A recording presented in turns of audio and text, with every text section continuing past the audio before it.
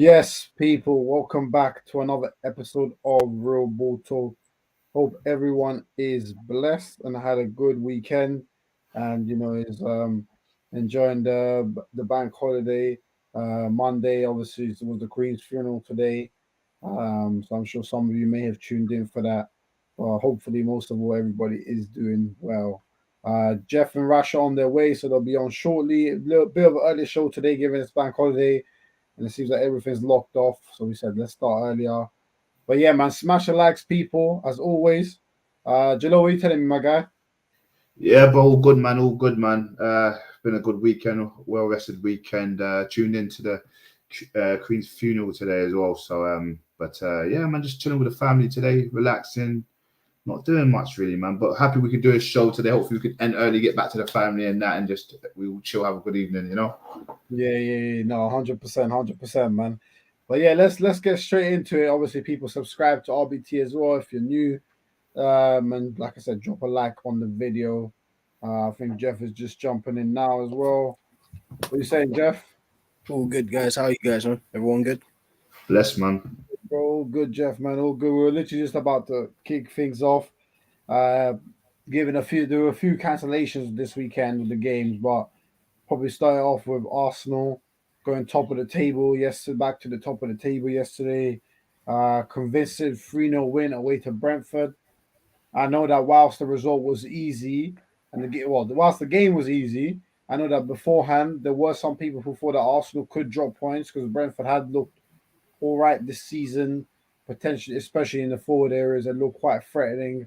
Tony just received his England call up, so it was one of those games that was kind of set up for Arsenal to go and have and struggle. But convincing win, very convincing 3-0. Gabriel Jesus with another goal, Saliba with another goal. Fabio Vieira, first goal for the club, great strike. And obviously that young Don nwaneri making his debut at 15 years of age, 191 days, I think, the new Premier League record. So I think it was 15 years, 181 days. 181. No, okay, yeah. So yeah, man, he's in year 11, I think. Yes. Which is crazy. So shout out to him, innit? Shout out to him. In fact, is he 11? 15. Yeah, he would be. Yeah. He's final year of. Yeah, he's final year now. Year 11. Yeah, he's in final year of secondary school, which is mad. But yeah, just started year 11. He's just started year 11, yeah. Yeah. Literally just started year 11. Yeah, that's the context I was trying to get in my head. Yeah. So it's mad. He was born in 2007, bro. That's mad. What? Yeah, bro. 2007. When you hear stuff like that, it makes you feel old, man. Yeah, that's when he starts hating you. You know when you were younger and you hear them say them stats like they haven't won this X day, and you're like, bro, I was born around them times and that. Not like that no more. Now they say stats like that, and you're like, shit, I was in school back then. For real.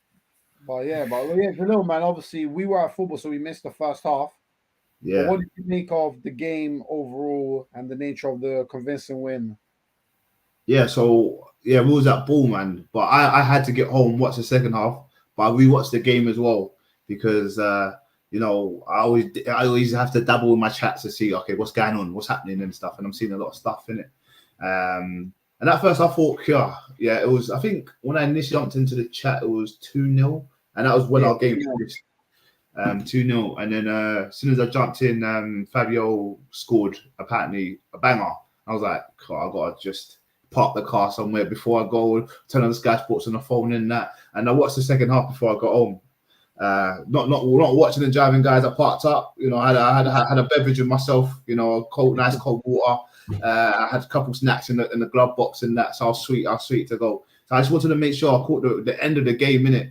And even the end of the game, I know there was no more goals and stuff, but it was still good to watch. I'm seeing also Saliba taking risk and stuff. I'm seeing Gabriel making the right tackles. Good to see Tierney playing football.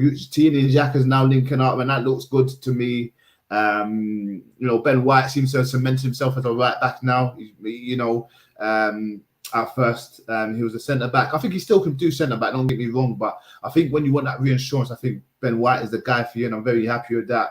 I'm not mad at him keeping Tomiyasu out because that's good competition, and that's kind of what you want from every team, right? Ramsdale, I'm seeing Yaka make a tackle. I think in the 80th minute, and Ramsdale giving it that. Do you know what I mean? Giving it a celebration. It's like we've just scored on the other side of the pitch. I guess the real thing I wanted to see, because I knew the boys would do the business. I think I predicted 2-3-0 in our predictions in our group chats, and I knew we was going to win. I didn't think we'll concede. I just knew that we've got, compared to a year ago, we've got a new back five, in fact, because even though people are still there, the formations have changed, and it's a new team once you get another player in, because you have to adapt, and they have to adapt to the way you play and everything.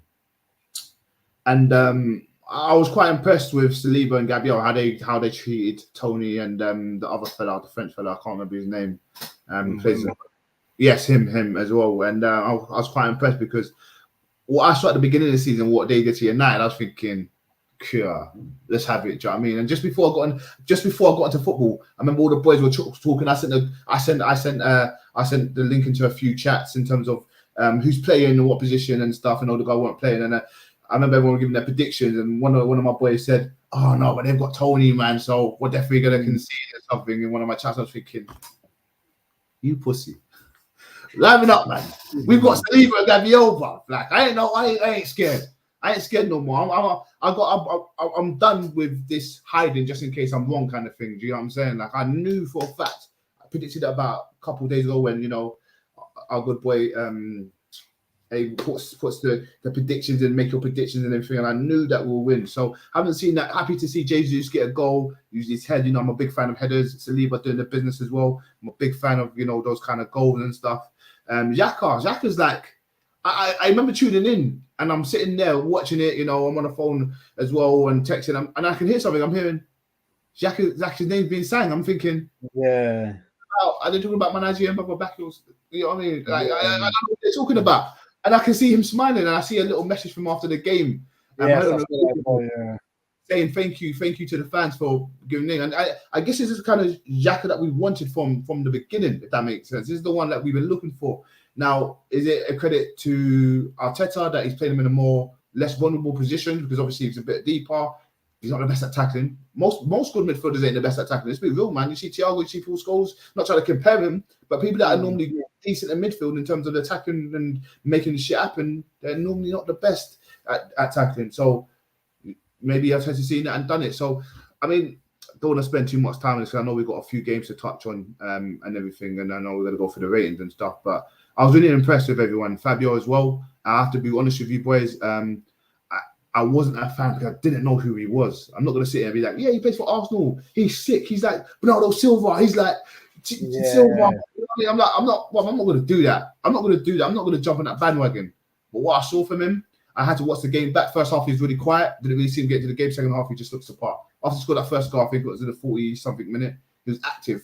Everyone was passing the ball. He's playing off. He was playing off the right. Sometimes Saka will come into the middle while he was staying on the right. Do you get what I'm saying? So there's that good communication, and then it was good to watch, man. It was good to watch and all. But I'm looking forward to getting to the player ratings because I was quite impressed with what I saw the boys. I'm happy I got to watch the first half back as well.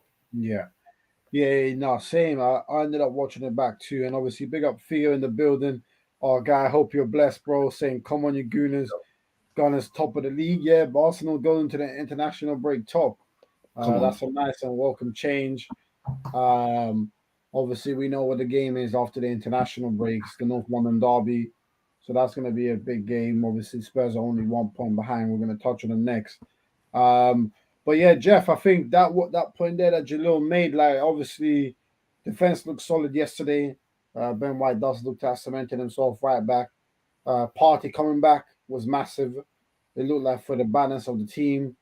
I actually thought Fabio Vieira didn't get involved that much. But I think maybe that goal he scored maybe shows one of the different attributes that he has to an Odegaard. He's more of a shooter.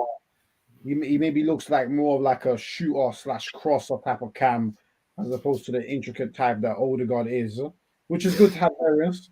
It's good to have variance. But yeah, I think it'll be good to touch on Shaka, because obviously the fans did sing his name at the end, which I think even as he might have said, that might be the first time it's happened since he joined the club. So it's 6 years in the making. And I do think, like, because people say, like, I know one of my guys was telling me yesterday, this is the Shaka that we've been waiting to see. This is the Shaka that plays for Switzerland. And I can't lie, that's incorrect. This is not the Shaka that plays for Switzerland. This is not the role that Shaka does for Switzerland. So it's very incorrect to put the two together because Shaka's role for Switzerland is a lot similar to what he used to try and do for Arsenal. It's just he had more responsibility at Arsenal in that sense. What he has now is a role that Arteta has given him. For me, this thing is completely on Arteta, and then Xhaka for being able to relay the instructions to a T, which he's doing perfectly at the moment. That's why I personally think both of them have to get credit. Obviously, I don't know if you might have changed your aspect in this. I still think we still need to upgrade on him if we actually ever want to be serious in terms of challenging for serious things. However, for the time being, he's been outstanding. And for me, that is an equal split of credit between Arteta and Xhaka himself. For me, what do you think, Jeff? Kind of agree with everything you said, man. It's been a great, very good 7-8 months he's had since that red card against Liverpool. Since he came back, yes, he done. He hasn't put a foot wrong since. So you can't knock him for that. He's had a tumultuous 6 years, man. It's been up and down, man. 1 minute he's hated, next minute he's liked, then he's hated. I haven't been his biggest fan for a large portion of those years, but credit where credit's due, man. He's been playing really, really well. Played well again on Sunday, looked comfortable. Everyone just looks like they understand the instructions now. They look like they're more of a team. They look like they've had pre-seasons. They look like they do team outings. They look like they really understand each other. So it's one of those ones. So even Jesus understanding just to peel off that little bit for Xhaka to make that pass, just signs of everyone understanding each other. That pass was top notch, by the way. That it really was. But you're kind of right. Him being removed of so much responsibility. I guess under Wenger and stuff, Wenger probably didn't have the players he would want. So to kind of surround Xhaka, which partially his fault too.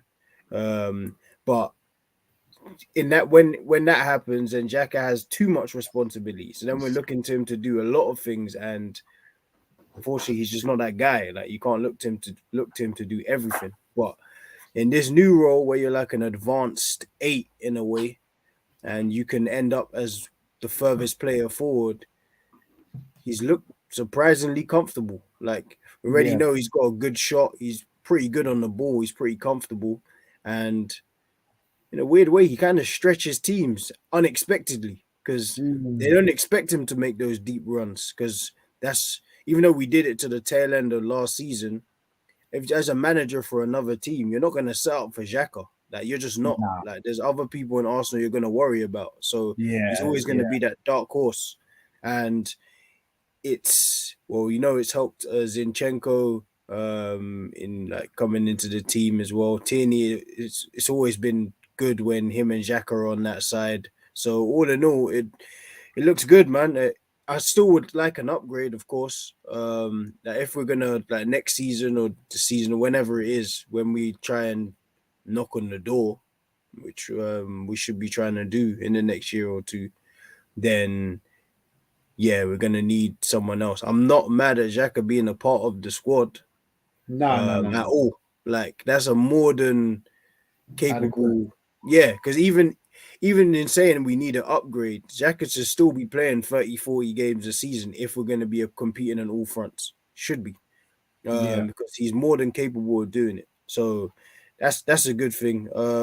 Guess also wanted to add, I don't think any of that, it sounds weird, I don't think any of that back four is really secure in their position. We're saying Ben Wright's secure in his position now, but you could be injured for a week, 2 weeks. Tomiyasu could come in. He could be great. You could be sitting on the bench. That's why I think the good thing is that there's many different variations of a back four we could have, and it looks Yeah. like we could be probably comfortable in all of them. Like Tierney coming back in, Tierney looks comfortable. Didn't really let anyone go past him. Like Mbeumo and stuff who were coming on his side didn't get any joy. Who else came on? Was it like the Damsgaards and was it Damsgaard? Damsgaard came on. Yeah, Damsgaard came Yeah. on. He's a good Yeah, player. good player, but no one really got any joy out of him, and he looked very, very comfortable. Ben White too on his side. Saliba and Gabriel, solid unit. Like Saliba's reading of the game for a young guy is pretty good, because there's a few times those through balls just drops off, and then he's kind of controlling their pass. So Yeah. it looks really good. But yeah, I don't think any of that back four is going to be like really secure. Maybe I'd say only really Saliba. Like Yeah. it could be variations of Saliba White, which I think you mentioned in the last episode. Yeah. You could see Tomiyasu, you could see Zinchenko, you could see Tierney, you could see a lot of people in those various positions because they all seem pretty comfortable. Yeah, no, I agree. I think, yeah, Saliba's probably the only solidified defender at the moment in terms of even if he's injured for 3-4 weeks, he'll come back into the team. Whereas, like you said, Tierney plays well for 3 weeks, and Chenko might end up being a backup again, which I think is what he was originally planned for. And then again, Ben White could be dropped, could get injured. Tomiyasu comes in, he could stay into the team for a few weeks. So that's the thing, and that's what squad depth is really about. That's what it's really for. So yeah, I mean, I think like you said, I think there's a lot of positive signs. I think it's always good when a team looks like they've had proper preseasons together. There's just something you can tell with the team of how they flow, and that's what Arsenal have had since early preseasons. Most of the times, let's be honest, preseason is not always the best indicator, but there are sometimes you see a team playing preseason, and you're like, this looks good. Some signs of togetherness, man. Yeah, like togetherness, they're a young team. So I think it's good. And obviously, I think you mentioned Wenger, obviously, with Xhaka. I think Wenger probably came more from that era of placing more trust on the individual for responsibility. And Xhaka probably more of the type, this is what I need you to do. I've created this system. Your role is going to be this. It limits your deficiency and it brings out your strengths. One of the strengths we didn't know about Xhaka, or maybe we weren't as privy to, is how good his engine is. Very good. Doesn't stop. He doesn't stop. His ability to make runs end to end, like box to box, non-stop. Like that's not something we've seen. Maybe previously when we'd seen him make the run forward, we'd be like, "Yo, big man, just get back, man. Come back. I even say this, like even the fear of him getting a second yellow has been a couple of times this season where if it was last season or the season before, you'd be almost certain he's gonna get a red because he's gonna get into some shit. Like yesterday, he got his yellow, and I didn't have a fear of him getting another one because I feel like he understands his role, like, and he's just gonna do his job. Like, if someone's gonna go past him, there's now trust also that if someone goes beyond you, our team, we're gonna like swarm you and get the ball back. Yeah, I feel that's like yeah. So it's like as many like also like when Partey plays, we're a totally different team. I'm just gonna say that. Yeah, totally. Oh, totally. 10 times. Yeah. Big up Val in the building, our guy. Big up Val, man, saying fam, we made Brentford look like Sunderland. That's true. Xhaka was immense. He's been a number 8 all this time. Big up DJ saying 7 down, 31 to go. Normal service resumes. Come on, my guy. Big up DJ, man, as always. Salute, we bro. maybe sold Xhaka for 12 million euros. Now, thank God, Roma are stingy. Yeah, that's less than that's not summer. That's summer of 2021. Arsenal wanted 15 million euros. Arsenal wanted 15 million euros, and Roma were like, nah. Which again is just this goes to show, innit? Now you're probably looking at 30 something. If Arsenal even wanted to sell him, it was like a training match. Best thing about it is that some key players didn't get called up for the international break.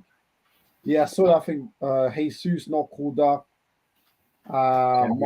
Jesus not called up is interesting. That means he's probably not going World Cup, which is interesting. I heard, I don't know, but I mean, for my guy Jibs, yeah, he's the one I source now, right? Yeah.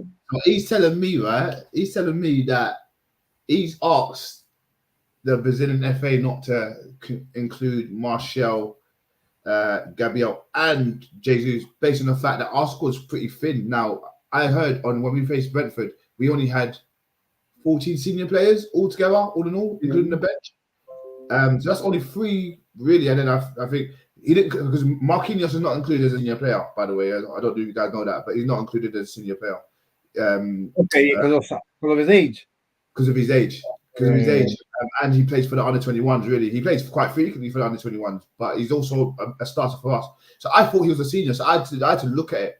So apparently we only had a few senior players, and I think that's how it's going to be for a while until we get a few people back. Now, if it's true, but it kind of sounds like, it doesn't sound real to me, but I can understand if that's the case, because he said it in his press conference yesterday after the game. So I don't know if he said, don't take these guys, we're quite thin. I can understand the Arsenal asking that. My only thing is that this is the last international breaks before the World Cup.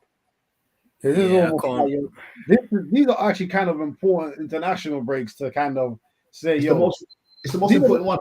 These are the most important ones. Yeah. Mm-hmm. So, because when does the Prem actually end before the World Cup? November. No, I think beginning to mid of November. I think, if I'm not mistaken. And when does the World Cup start? End of November, I think. End of November, yeah. Or mid-November. You need to double check it for me, boys. But around that. I'm just on the Prem app, so 1 sec. Right. All right. The last set of Prem fixtures are 12th of November. 12th and 13th, yeah, and then back on the 26th of December. Okay, so 12th is the last. Let me see. When does the World Cup start? 20th of November, the World Cup starts. Brother, that's 8 days. That's not long. That means there's no. You know how usually you get friendlies before the World Cup? Yeah. This is it. Straight from thing. Kind of makes sense, sir, that there's no friendlies. Because if you've been playing your regular season for the most part, you got no need. You got no need. So that's why these international breaks, I'm going to actually watch them because I think teams might actually play their best 11s. So it'll be a good World Cup pre-tell. So, yeah, man, I can't lie. If I'm Jesus might still sneak in, I think. But I think he still can. I'm a bit worried because we know Brazil, they got Rafinha, they got Anthony, I think, is ahead of Martinelli as well. Obviously, we know they got Neymar, to Vinicius Jr., Rodrigo. So there's some serious depth there. Hey, if you can't make this one, it's okay, man. You're 2021. You got years to grow. Like, unfortunately, he's in that class where a lot of those players are also not that old. Yes. So you're just gonna have to fight with them. So it is what it is, man. If you don't make it, it's fine. Keep yourself fresh and keep shining, man, for Arsenal. And you'll be right. Yeah. Nah, totally, man, totally. But yeah, man, let's get into some very, very quick player ratings for the game. Arsenal. Let's start with Ramsdale, Jalil. What are you giving him? Ramsdale, didn't really have that much to do. We got a clean sheet. The distribution was quite nice to watch when I watched it back. Clean sheet, didn't have much to do. He's gonna have the whole day. It's not a bad thing, but a 7, just because he wasn't like he made a couple of saves, but if we keep a clean sheet against Haaland, we're talking 8, 9, 10. You get what I'm saying? Yeah. I'm not gonna lie, Saliba kind of helped him. And Gabriel, but his distribution was good. His communication, you can hear him if you're on the ground, from what I'm hearing. So 7, 8. Just because he don't have that much to do, is quite quiet. I'll say a 7, man. Yeah, that's still 70% in university. What's that? That's a 2-1. That's 2-1. That's a first. There you go. So 7 for me. Man. 7 for me. Yeah, nah, you won't be mad about 7. Ben White, what are you giving him, Jeff? 7. Very, very comfortable. Good on the ball. Good passes into midfield. Yeah, man. Solid game, man. Like, he is like a lot of those defenders that I feel comfortable that we can turn defense into attack in 3-4 passes now. Yeah, I'll say that. Yeah, I can't lie. Ben White's ability on the ball comes out more at right back, I feel. Back. He's I actually like him at right back. I can't lie. I think I think he's one of those signings that's been slept on. Like the 50 mil, everyone made a big noise about the 50 mil because it was a big amount of money for an unproven player. But I think last season he had a really good season. Didn't really get talked about. Now you've been put into a new position. First two games, you can tell he's getting used to it, but he's growing into that position. And at some point, you're going to be called at centre back again, if not more positions. Exactly. So Yeah. he's going to be a very, very valuable member of that squad, whether people realize it or not. Yeah. No, very true. Very true. Saliba, I'll probably give him an 8 just because he got a goal, and I just thought defensively he was very solid, outstanding as usual. Mm-hmm.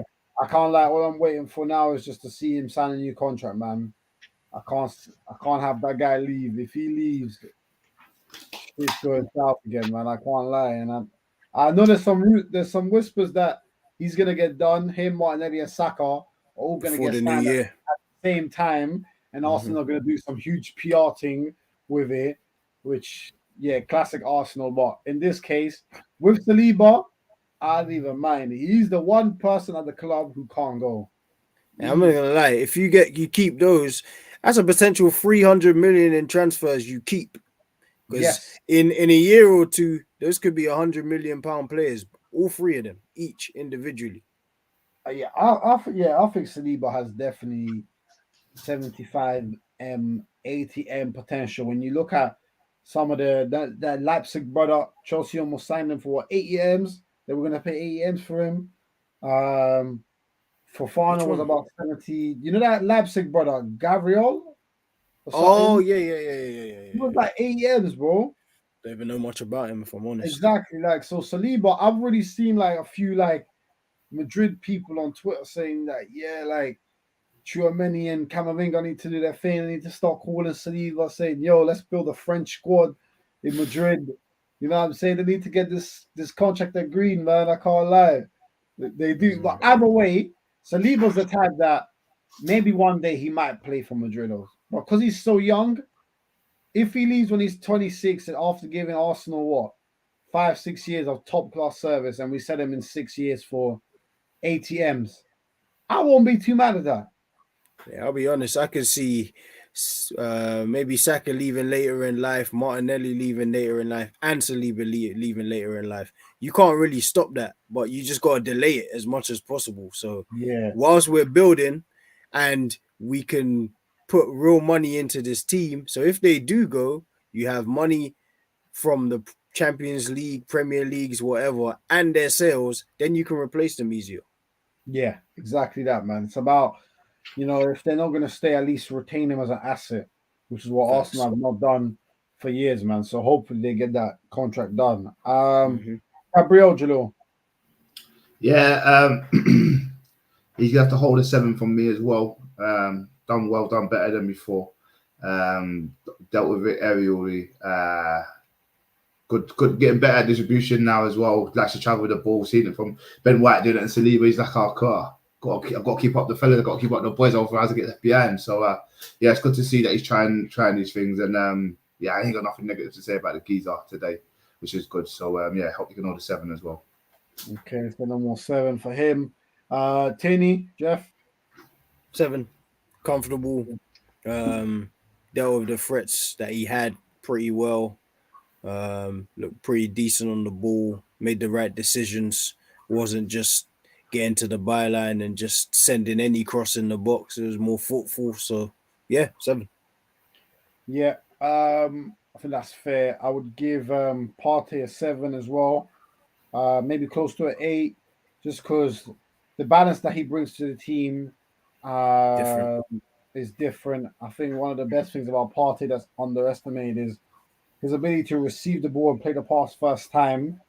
His body position is actually very good to do the passes first time. That is where you see a little bit of the fact that he played his formative years in Spain. Those are things that I'm guessing just naturally taught there, especially when you play in the pivot. And as Um, a 10, he was a 10 before. exactly. So, like he's critical to Arsenal. And yeah, man, like I think if he's fit for the North London derby and the Liverpool game, I generally don't think Arsenal should be going into these next 2 games at home to Spurs and Liverpool, shitting bricks. No way. You know what I'm saying? They should be going into it saying they're coming to our home. Let's show them what we're saying. That's the mindset I want to see from Arsenal. I don't want to see no sitting back nonsense. I don't think we'll do that against Spurs anyway because Spurs will be the ones to sit back. That's more of their game plan hitting the break. That's why I think that North London derby could be a good game still. But I'll give Partey a 7. Big up CJ in the building saying, did you see Gabriel's tweet after the game? Nice kick yeah, about it. Yeah. You He's know mugging what? Tony. You know what? I can't lie. I mean, there's a part of me that would say it's only against Brentford, but I can't lie. Sometimes you just gotta be petty. Hey, Sometimes hey, sometimes social media is an okay tool to get your nonsense off, man. Use it sometimes. yeah, man. I can't lie. We see it, especially in basketball, man. We'll see the best team in the league get petty with the team that's bottom, with the worst team in the league, bro, and it doesn't impact them. So if it helps you, it helps you. So yeah, man. Now Brentford know not to say it. Facts. One of them ones. Shaka Jalil. Shaka for me was I was debating whether to put Xhaka as man in the match for his performance from what I watched all in all. Probably was. I'm still in He was debate too. though. Still in debate, but his performance warranted. I'm going to be fair here because it is Brentford, but he was outstanding. I'm just trying to think if I'm going to give him an 8. Xhaka can hold an 8 or 9. I'm just trying to debate which one to give him though. What would you guys go with? Because for me, I was debating for man of the match. However, he has to get what highest rating next to the man of the match if he's not, if that makes sense. I would have given him the same as Saliba, 8, but with the caveat saying 8, but man of the match. Yeah, okay, I'm happy with that. Yeah, I'm with that. 'cause it was him or Saliba. Yeah. You know what I'm saying? Yeah. So yeah, okay, cool. 8. I'm happy with 8. Yes. Now, 8. big up Shaka. That might be the first Shaka man of the match on RBT. That's And mad. we're not even haters. We're one I was. not I was anymore. at a point. No, Yeah. he like maybe like February. I was like, all right, I see the value of what he brings. I still would like an upgrade. That ain't gonna change, Yeah. unfortunately. But Yeah. Let's add that caveat at the end. Yeah. You know what I'm saying? man. What's it called? So yeah, man. Who's next? Fabio Vieira. Let's see. Is that me? yours? Yeah. Okay. Probably say a 7. Probably it was pretty safe for a lot of that first half. Also Ben Mee gave him a nice welcome to England challenge, which he didn't quite like. But yeah, he's an intelligent player, man. Like picks up some nice little areas. Like it's similar to Odegaard in that respect. Like they pick up nice little pockets in between midfield and defense, and make the right decisions a lot of the time. I think as the Prem goes on or the season goes on, you'll see him become more of a factor when we need to rotate. Like it was pretty safe for the most part in this game, but I'm not mad at him. Great goal as well, though. Great strike. Go the weekend, surely. I can't think of what else was scored. I think Everton's goal. Nah, Morpé's goal might be better. Morpé's goal scored as well. Yeah, Morpé's goal. Son's first goal. Yeah, Son, both of them. Both of them. The lefty as well was. That was mean, man. Mr. Whippy, that's Son. Yeah, he heard everyone, man. Yeah, man. Big up. I don't even know if I'm allowed to say this full name. I'm just gonna say Donald Trump, time traveling. I don't even know if I'm allowed to say that last word, but hey, big you up, my guy. Trying to catch you out. Yeah, you know what I'm saying? We're winning everything this season: the league, Champo, FA, Europa, La Liga, Copa America, the F and NFL. Big you up, man. NFL. Energy. Hey, we're winning it all, man. We're winning it all. CJ saying Shaka man of the match for me. Haven't always been his biggest fan, but since he came back after the red at Anfield in Jan, he's come on leap and bound. I give him 8.5, 9, 10 out of 10. Yeah, man. I think the thing is we're all in a similar place with Shaka. You know, we all haven't been his biggest fan, but it's okay. You know, now he's playing better. We can give dues. nothing's personal in this football thing. And it's always important to remember that. So, big up Shaka, man. So I think, Fabio Vieira, you gave him a 7, yeah? Yeah, 7 for me. 7 for Vieira. Smash the likes, obviously, people. Who's next? Martinelli. He always puts in top effort. Probably give him a 6. He could have scored at the start of the game, I felt. Oh, that slip. Yeah, he kind of slipped. I feel like he does that sometimes, though.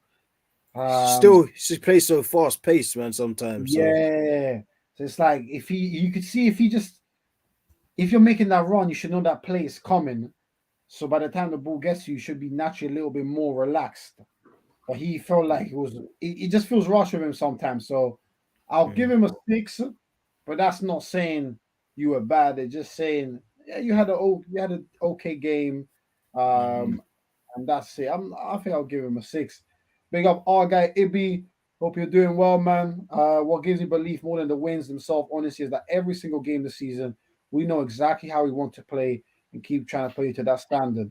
And exactly that, man. Exactly that. The consistency in how you want to play, you do not change it depending on who you play against.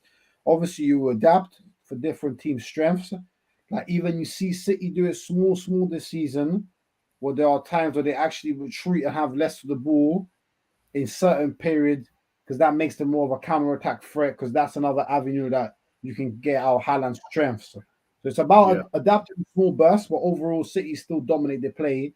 But that's what I think I like the most about Arsenal this season is the consistency in how they want to play. We're a possession team now, by the way. Like we're slowly getting there. Like we're in most games, in 32 out of 38 games of the season, you see us have more possession. Yeah, totally agree. Totally agree. That's good. That's good. Very good. So Jalil Saka. My guy Saka, man, that's just played well. More what I've been expecting. Get out your man, do your thing. People will say again to me, "Oh, but it was only Brentford." I get it, man, but you still got to perform in these games. You know what I'm saying? He's gonna hold a first for me as well. I think, but the lower half of that, he just qualified, if that makes sense. So he gets a 7. All right, cool. I'm mad at that. He played pretty well, man. He had a good battle with Rico Henry. Rico Henry was doing his thing too. That was a nice little back and forth. Rico Henry's not a bad little left back, to be fair. He's good, man. He could be good. He could be a decent little backup in some teams still. He's not bad at all. Exactly, blood. Every game this season, Arteta's built the strongest 11 World football seen in the past 2 decades. Apart from teams paying the refs and paying 100 mil for a winger, nobody beats us. And I like it, man. Arsenal fans are coming out and smoke. When is the last time we've seen 7 straight Premier League games where we've played the same way to this level? 13, 14 maybe. Last I remember was 07, 08. It's funny you mentioned 07, 08 because I was thinking about 07, 08. It might be that. I can't lie in terms of, I don't know, maybe, you know what? I'll probably say up to like 2010, I'd say. We still played. I think until 2011, Arsenal were undisputed, played the best football in the league. I'd agree. I'd maybe even give us 2011 too. Yeah. That was a year where we played Barca. We played Barca. We played Barca 2010, 2011. Yeah, we beat Barca. We played them 2 years in a row, innit? Yeah. So yeah. Yeah, so maybe I might give us that. Yeah, maybe. Yeah. Big up Rush in the building, by the way. What's going on, man? What's going on? Come on, bro. Rush, man. We were almost wrapping up with the player rating, so I guess we'll give you the last one. That was Gabriel Jesus, and then we'll let you talk a little bit about the Brentford Arsenal game still before we move on to Spurs. All right. Jesus, I think he had a really good game. Showed a lot of energy. His goal was really good. Powerful header, great distribution by Xhaka. I just like his willingness to always try and create chances, always get involved in the game. You know, never have a dull or quiet moment. He's a lot more he's a lot more of a rounded player than he was at City. We're seeing a lot more from him than what we was able to see at City, probably because of the level that he is compared to the rest of the Arsenal players, or maybe it's just the fact that he's been given extra confidence because he is been put as the main guy up top. So, and obviously the wages that he's on, it comes with a certain status, but he's walking the path, which is good. Um, I think he had a good game yesterday. I'd say it was probably similar to the rest of the team actually in regards to their performance. I think Arsenal played really, really, really well. They controlled the game. Didn't look in trouble at all, to be honest. I think that's the best I've seen a team control Brentford at their ground like since they've come into the Prem. To be honest, it's always a hard place to go. Arsenal know about it already from last season. When they're not expecting them to be on top of us as they were, and we got punished for it. So I think Arteta he came in with a great strategy, great plan on how to contain this Brentford squad and to stop them from doing what they've been doing to other clubs this season alone. Um, so I think Arsenal really done really well in that regards. I think even though you guys threw out a lot of sevens across the back line, I would have actually given up as an 8 because I reckon the control came from them. The fact that they was able to stop Brentford from having any attack, and when they did, it just looked like baby food. I think they done the real job. They done a job that no the other defenders who have played Brentford this season haven't been able to do, which is contain their forwards. It was a very mature display from the back line. Each of them knew exactly what they needed to do in order to contain Brentford's attack and also be the starting blocks for Arsenal's attacks as well. They played really well. So I would have given them 8s across the board. I think Xhaka had one of the best games that he's played for a very long time. Yeah, very good Arsenal performance. Jesus, I'll give him an 8.5. Yeah. I think the highest rating we gave was Shaka. We gave an 8, and we said man of the match. So I don't think we'd mind bringing Shaka up to a 9 because we were thinking could be a 9 as well. Yeah, So, I mean, it's not going to happen very often, or we haven't seen anything like this very often from him. Do you know what I mean? So credit when yeah, credit's due. He was the man of the match. He played very well. A lot of the attacks and went through him, and a lot of the play broke down around him. From Brentford. So I wouldn't be too upset giving him a 9, even though it sounds very foreign. yeah, 8 sounds a bit normal for him, but yeah, he earned it. He earned it. I don't mind. yeah. Yeah, no, Shaka was brilliant yesterday. Definitely man of the match. Ibi saying on Jesus, are we worried about the number of yellows he's starting to pick up? One more and he misses a game. Which game in October could we be okay without him? I didn't know he was already on 4 yellows. Yeah, Yeah. he's done a lot. But he does make smart tackles. This is one thing I got to give to Jesus and Eddie in Ketia. I'm not gonna lie to you. With these two, I think Jeff said at the beginning, like once we lose the ball, these guys are on job. Like the whole team is just rushing and we get the ball back, kind of thing. It's quite similar to how City do it. But I'll say this: the ones that Jesus has been making, from what I've seen, have been quite smart ones. To be fair. But I didn't really see the one yesterday, so I must have missed it. I didn't know he was on another yellow, but I was aware that I think if you get 5, you do miss your next game. Yeah, so Arsenal, what do they have in October? We've got Spurs at home, Liverpool at home, Leeds away, Southampton away, and Nottingham Forest at home. We So need really, him. We need if him for you're the. you'll probably tell them try and not do something mad in the Spurs game so you can play Yeah. the Liverpool game, and then worst comes to worst, if you have to, you miss the Leeds game. Yeah, I was going to say that. I'm not going to lie. No disrespect to Leeds, but that's I'll what I just was thinking. respect the Leeds, but let's keep it. Let's keep it honest. Let's be real. Let's be real. Like Yeah, let's with be Leeds, real. we can play Eddie, and Eddie used to play for them, so it'll be a good return home for him. There's that factor too.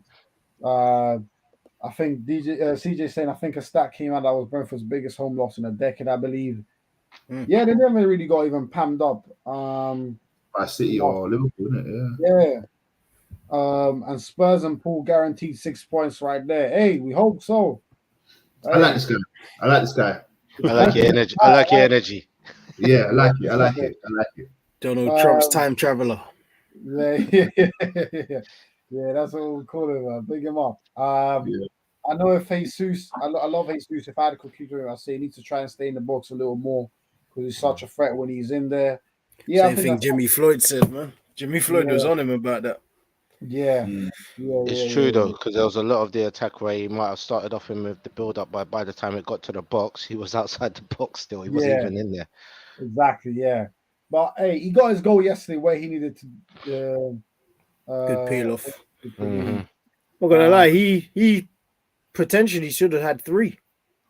There was 2 where there was like good saves where one of them especially I probably would have expected him to score, the left-footed one. But yeah, like he's really good in the box. Those 3 chances he made them himself, a lot of them. Mhm. Yeah. To me, this is the dream Arteta away performance. It never felt at all as if we were gun ho. Just to go control the game for 90 minutes. May the injury gods spare our souls these next 2 weeks. Yeah.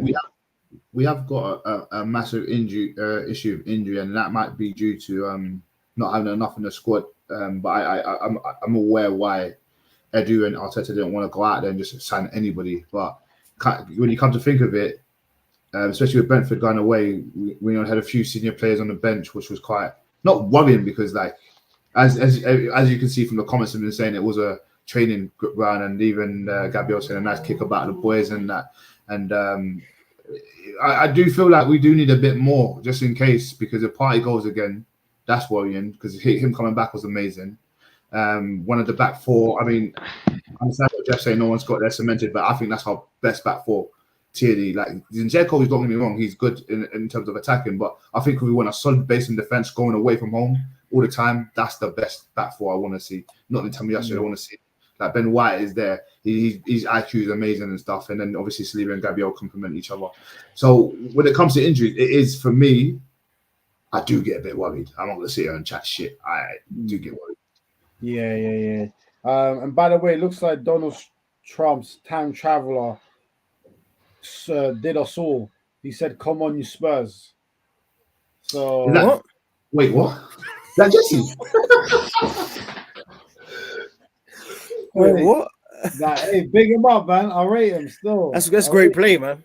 He bigged us up for like 8 minutes in those comments and then flipped the whole script. Man, Evie said Donald Trump, he just broke our hearts. Hey, it's calm, man. You know how it goes. He said, "I'm sorry, but realistically, you guys think you can compete with City squad they're playing the season? No chance." Yeah. No, don't worry. No one here said, don't worry. We all said Arsenal ceiling this season is top 4. As for everyone else you might be seeing on social media, then don't include us in that tax bracket. I can't lie, man. We ain't them. I don't just to go off that. KD's here. Fucking no, I ain't seen. Just to go off that. Yeah, I don't think anyone here specifically thinks we're challenging for the title. I'm seeing a lot of big up my boy Liam as well. He did say, if Haaland gets injured, like Arsenal will run away with it. I don't know what he's saying, but he said it. Run away with it. I've got this in the group chat, fam. And there's a few others, not just him. There's a few others who are like Chelsea supporters and stuff saying this is Arsenal. Arsenal will be up there challenging along with Spurs and City, but no one. I don't understand how we can just drop off.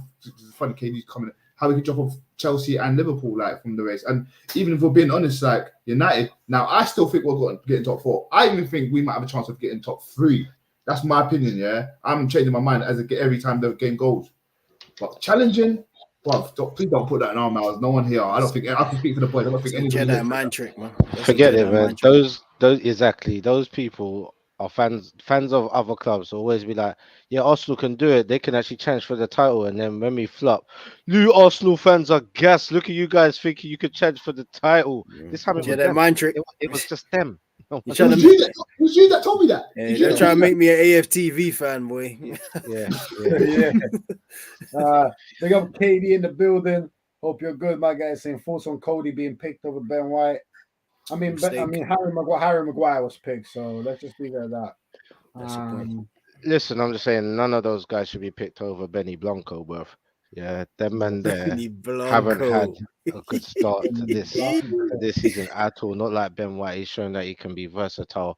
And as Arteta said, to have a player like that in your squad is a dream player because he can play anywhere across the back line, except for obviously over on the left. To leave him out, to have Mags and Cody in there.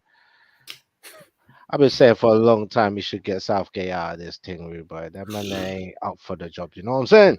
But Yeah. can we just touch on that quickly because I do think it's very bizarre and I'm quite confused as to players getting dropped and then players doing well. Like we got to say it, where Santos turned up. He's come out again doing the business. Rashford, I understand, but Rashford's been one of the boys a long time and that. But to have Luke Shaw, who's been dropped by United and they've been winning, and to have Maguire, who's been dropped by United and they've been winning, and I'm not being funny. We all got excited when Maguire came on the pitch against Arsenal. Like he started blocking. He's going to get himself a yellow. He got booked in 20 seconds. Sorry, he got booked in 20. He got booked. My bad. He got booked. So how is Southgate not seeing this and we're seeing this? Like I always get confused with shit like this. Do you know what I'm saying? And how do you get picked? Like there must be something in their contract saying they're going to get picked. How have you got Maguire? I'm not going to lie. He just has his favorites, man. Everyone just has their favorites. I have Ben Mee. I have Tom Lasky, whatever his name is, from Everton. Do you get what I'm saying? I have all these guys over there. I just wish Southgate was just a bit more honest and said, I don't pick players on form. I pick on people I can trust. If he just said that. He tripped himself up when he made that lie because he made that lie and then went against it every day since he's been in charge. Like, if he hadn't said that, that would have been cool.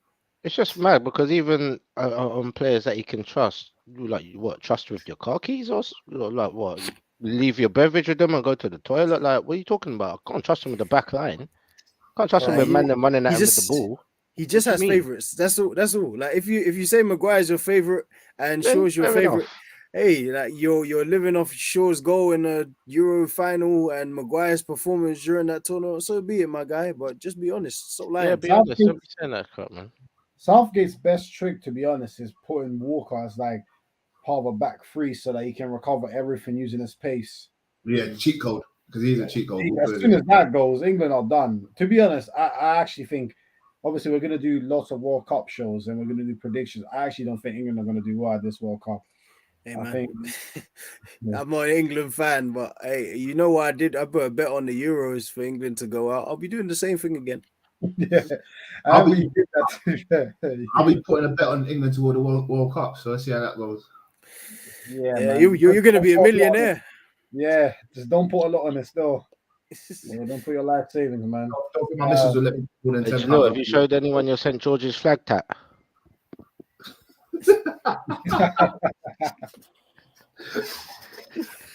Oi. I was just wondering, has anyone seen that? Oh, shit. Big up Demo. In the building, big up our guy Demo, man. I know he was down the other week to actually see the Spurs game in London. Big yard, man, saying think he's overrating White, to be honest. He's bang average. Fair enough. I don't think we're saying he's all that. I think we're just saying he's a good player, innit? Like, just saying he's better than Mags and Cody. Yeah, I like Ben White, man. I liked him before Arsenal. Like, I'm a fan. So like even if other fans don't see it, it's fine. But for our squad especially, he's valuable. Yeah. Mm-hmm. Big up Shade in the building. Hope you're good. Saying Southgate needs to cut. Big up Shade in the building. We need to get you back on the show, Shay. 100%. Yeah, big facts. Big up, man. Big up, man. Hey, what's your boys' thought? Just sorry, because I just want to get your thought on Tomiyasu not coming back in anytime soon. Ben White's kind of cemented. Are you guys happy with that, or do you want Ben White to be partnered up with Saliba and Gabriel hit bench? What's your thoughts, boys? I'd say maybe for now it's fine. Maybe if Gabriel drops a couple of disaster classes, then you swap it around. But for now, I don't think there's any urgent need to change it. Not right now at the moment. Yeah, to me, the aim is to be like almost like a City, like where they have their two best, like the Laporte and Diaz. We know those are their best, and they have like the Cancelos and whatnot. But at the same time, depending on the game, Tomiyasu will still play. Like, just because you haven't played these first 7 games doesn't mean you're not going to play. You'll play where you see fit. So it might be a game where when it gets to later on in the season, the business end of the season, let's say we're in the quarters or semi-finals of the Europas, we maybe get far in a domestic cup and we're doing well in the league.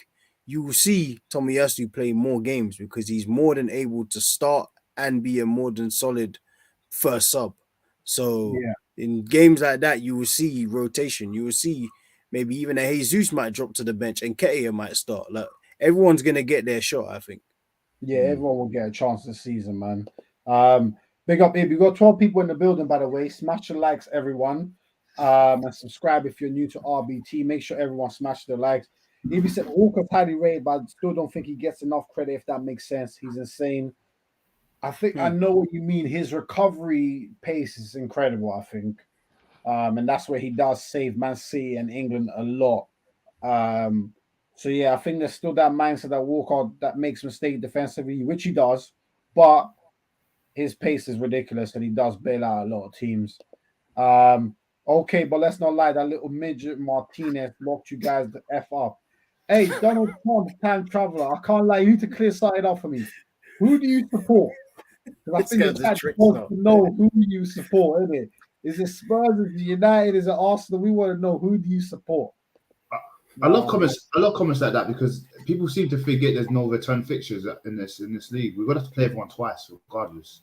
Like he could get Jesus could do him dirty. You never know. Yeah. CJ said, I think it's a tough balance to bring in tried and trusted players in better form with less international experience. Example, people didn't want Sterling at the Euros and he ended up being England's best player. That's a good point. That's a good point. Yeah, I mean, there is an element of that. And he's confirmed Spurs, bro. I'm here for all the smoke. Come on, man. That's what we want to hear. We got you guys next. So Can I ask you a question while we're doing this quickly? Like Donald, yeah. Do me a favor, just because we'll speak about Spurs today, but we're going to do this show in about 2 weeks, regardless. But just do your combined Spurs and Arsenal team, just so we can see. I just want to get your. I just want to see where you lie in terms of your football knowledge and stuff. So Arsenal and Spurs, X11, please. Ibby said 3 years ago we had Mustafi, Luiz, and Socrates starting. It's mad. We got 3 high quality centre back.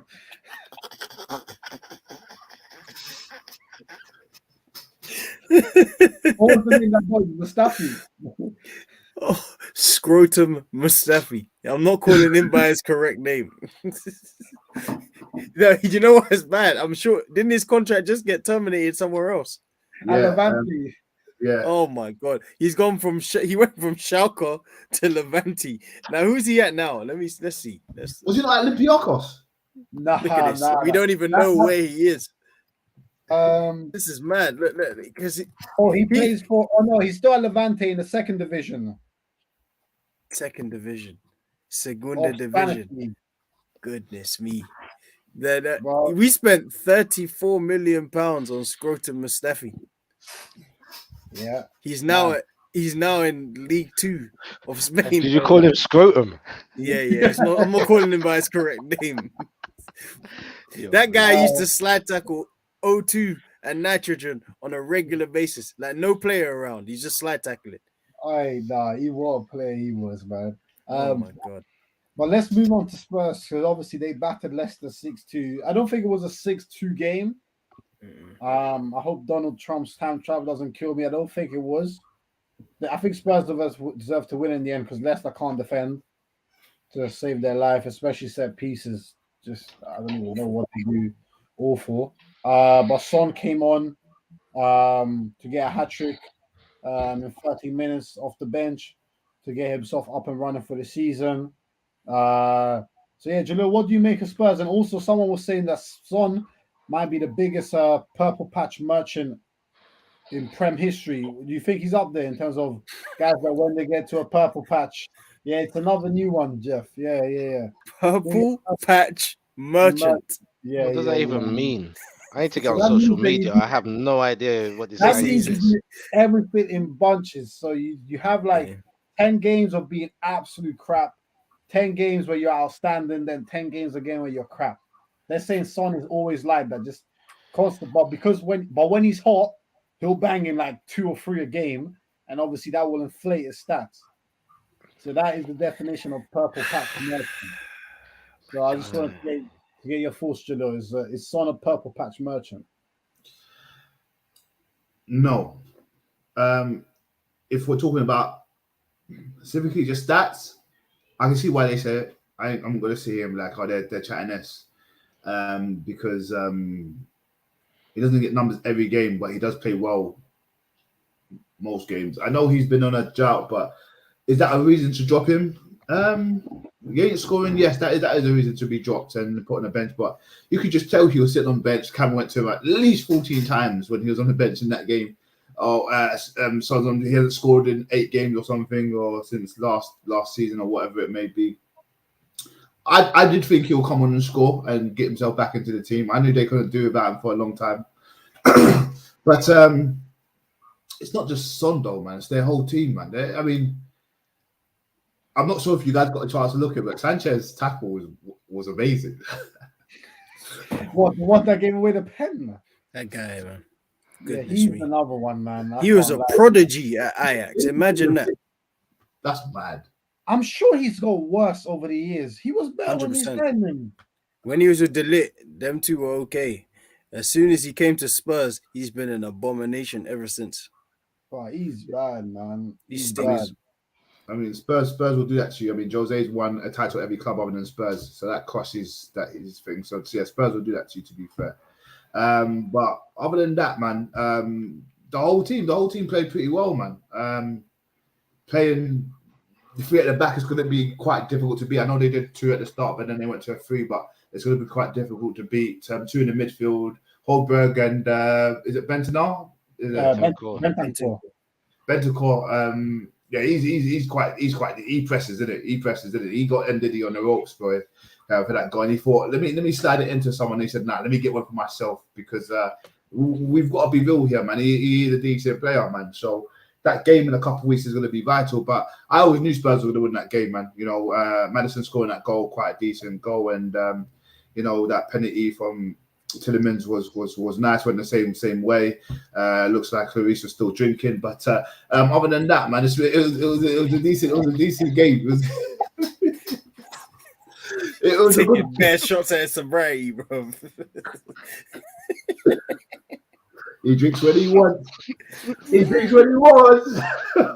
Drinking, driving.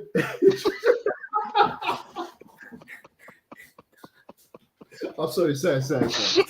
Oh my God. Chicken and jam don't laugh at better, lad. My bad. But we all just laughed at it, bro. This guy. But like they had it was a good game. It was a good game to watch. There were 2-2, and then Son comes on and changed the whole game around, man. And first, second, and third goal, I don't think there was one poor goal, man. He showed up, and I don't know, man. Leicester just look. Have they won a game this season? Nope. 6 straight losses, 1 point from 7 games. Oh man. Don't you think that's relegation form? I'll say sackable because it's sackable form, but I'm pretty sure you and Rashid, you have them to get relegated, or was it just Jalil? No, I said Jalil said if they don't make any transfers, then he'll put them in there. And I said I was gonna throw either them or Everton in there as well for the same reasons. Obviously not Everton for the same reason, but Leicester for the same reason. Yeah. Actually, I think Everton have actually made some low-key good signings now, you know. They seem a bit steady. They seem a bit steady. Yeah, they seem a bit steady. Leicester don't look. Yeah, they look bad. I just did it wrong. Funny thing is, sorry, Jalil, go ahead. No, you say that because I've got something in my head. I've got it. Yeah, I was going to say, the funny thing is how poor Leicester have been this season. They were in control of that game against Spurs the majority of the time, I think. To be honest, I was actually hoping to pull that result. Obviously, because I don't want Spurs to win anything. Yep. But and to keep up their, current form of winning nothing. But I just, at the same time, I thought they would definitely pull it out of the bag. And probably come back and do a 3-2. I put them down as a draw because I ain't got no faith in Leicester at all. But I think they earned a result. I thought they were the better team over 90 minutes. Son came on and Thanos the whole game, and that was just it. He like before he came on and they scored again. I think Leicester was actually on their way to building up or probably actually going to take the lead. They had the better chances and they had Tottenham on the ropes, and Son came in and was like, "How dare you put me on the bench?" Bang, bang, bang, popped off and banged off some serious goals. That boy's a player, man. And it wasn't the fact that he just played hard and then he got a hat trick. It was the fact that it was almost like he could score whenever he wanted to. That's how the persona that he had and the type of body language he had when he was on the pitch. I mean, even with his second goal, and he was running and then he just stopped and then switched it onto his left and then just went bang. And I was just like, why didn't he just go with his right before? Like, my man's just terrible. It's terrible, but my son is a big player, bigger than Spurs. But I think lovely time shots.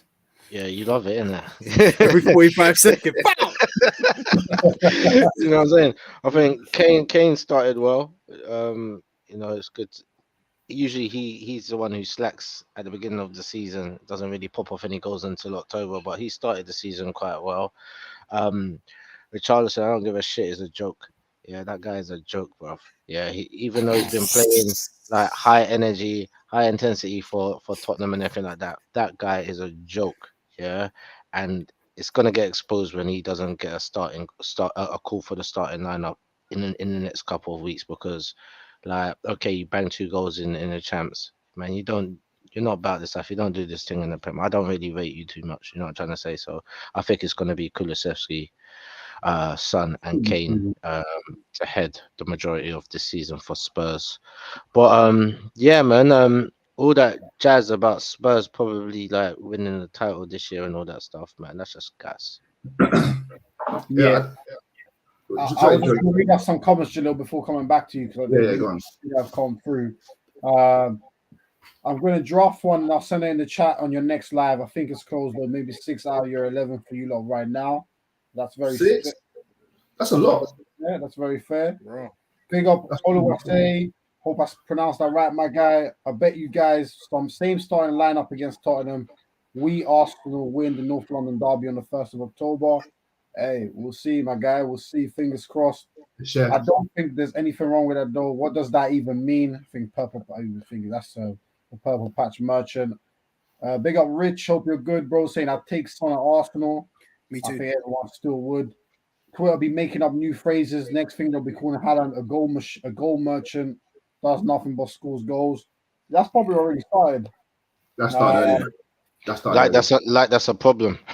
That's crazy.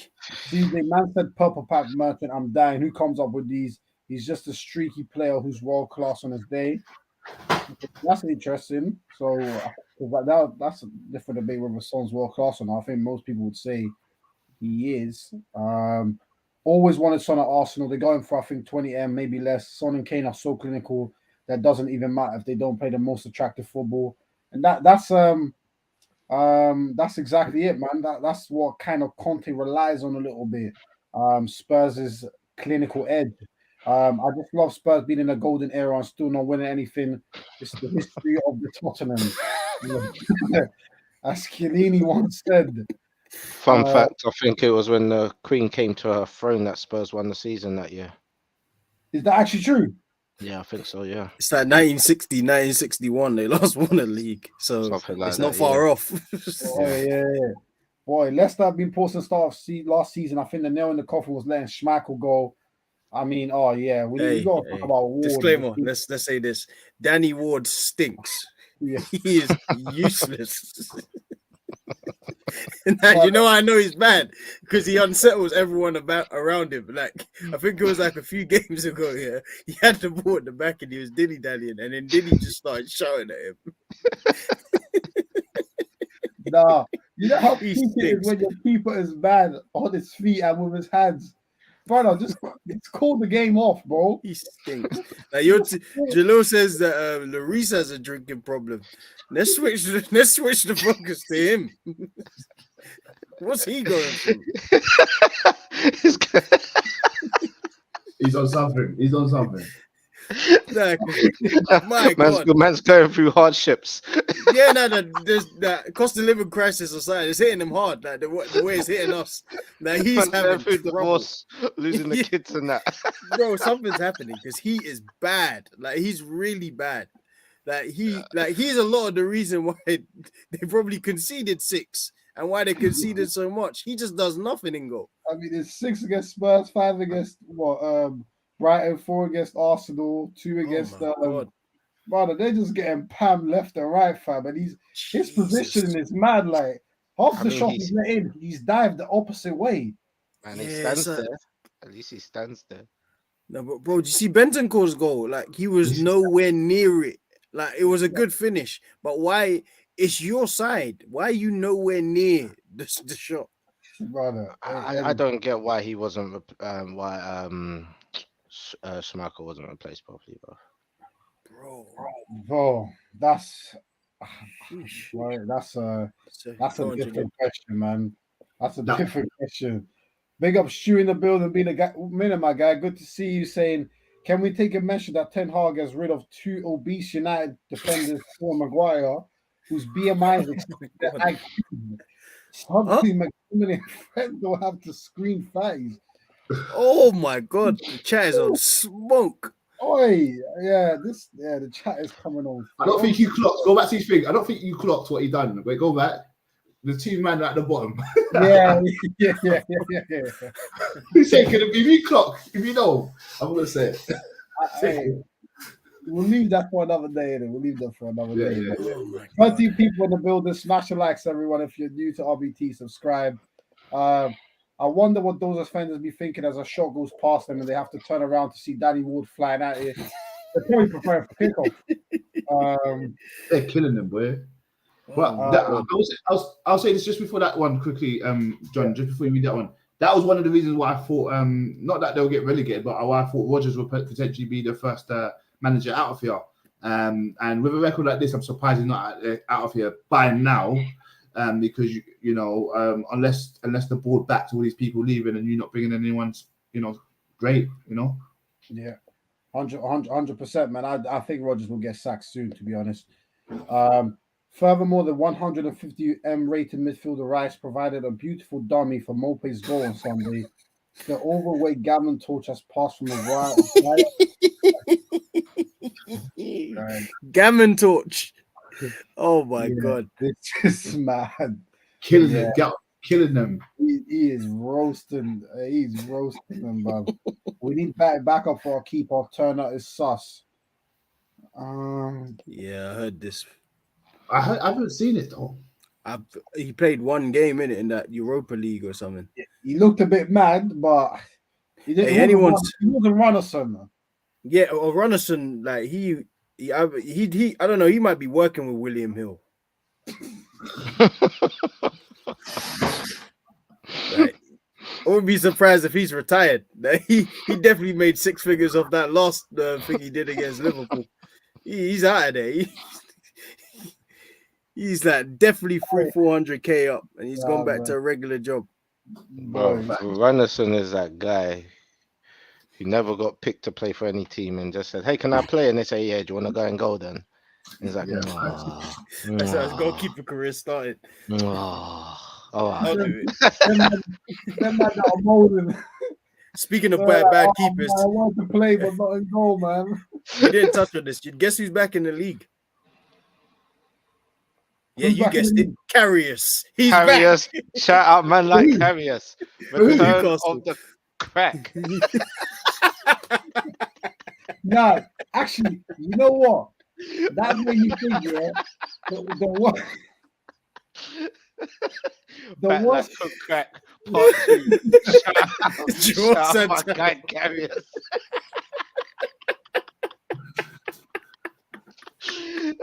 Hey, you see, this is Jalil's fault. Jalil started this with Loris's driving, and now every keeper. So we've had Loris catching drink driving.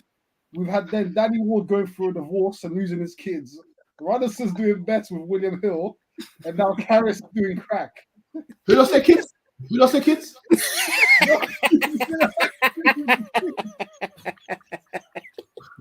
Wait, someone got to do what's on the free kicks?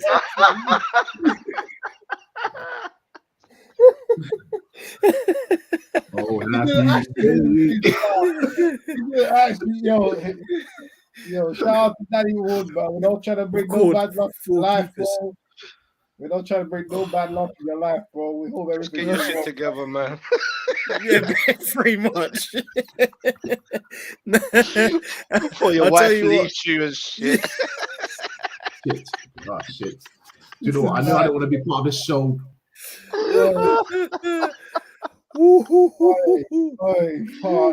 am dead. That was a corning segment. Yeah, he's back, man. He's back. Look. Ibby's rubbing his hands like Birdman. He can't wait. I thought Karius was a bodybuilder now. Did he start flexing or something?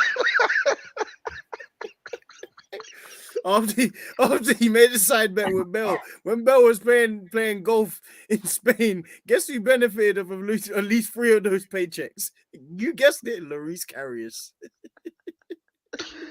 I'm fucking God, man. That man looking wham. Oh my God, Let me try and regain composure, man. I'm not defending Rodgers because I think ultimately he's not the dressing room, but honestly, I don't know if the new manager's enough this season, considering they was meant to be replacing us in the top 6. That is true. It wasn't that long ago. Leicester were fighting for top 4. Probably should have made a back-to-back season, but bottled it back-to-back.